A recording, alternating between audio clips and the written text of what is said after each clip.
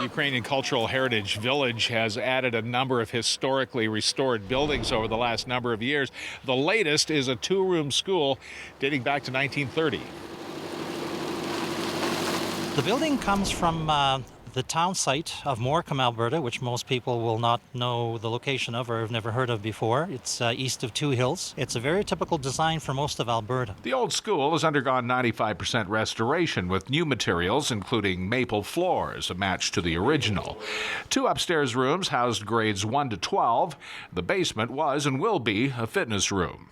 Probably the most expensive feature is actually moving the building and getting it onto the foundation. The foundation itself was around $100,000 to construct. There's logistics in moving a building like this. A special road was built on our site to move the larger buildings across. And then once this building was on, we won't have any more buildings of this magnitude moving onto the site. Our town site didn't have a school, so our town site wasn't making sense yet. We do have a school here, a one-room school for a rural community area, but town sites have certain predictable components to it. All the projects are always interesting. Each one has its own intricacies. This one's really nice because of the amount of wood in the building, and I'm really kind of a log and wood specialist. So being able to source and also put back the original materials as they would have been based on the only samples that we had left in the building. But there's a need for school artifacts from that era. Donors are asked to contact the Ukrainian Village anytime.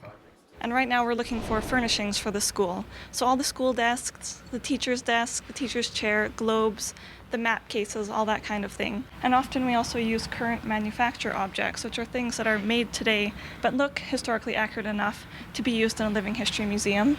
Here is a globe, which is a current manufacture globe beside the period globe from the 1920s. And here we have the school desks. From the 1920s. They're made of oak, reinforced with steel, and we need about 60 of these desks for the school, and right now we have about half that number.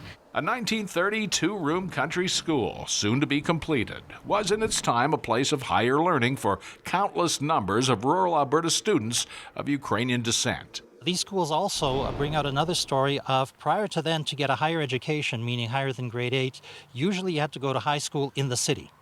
And this was bringing the high school out to the rural areas, to the town sites, and therefore more children were getting a higher education. Many of our oral informants actually went to school here when they were doing the research, and they come in and tell us that stain is too light, that stain is too dark, or I remember a blackboard here. So we often rely on people coming through and reminiscing. Yeah. And a lot of people can relate to schools like this from the prairies. Meanwhile, the Ukrainian Village town site gets closer to completion. I'm Dancy.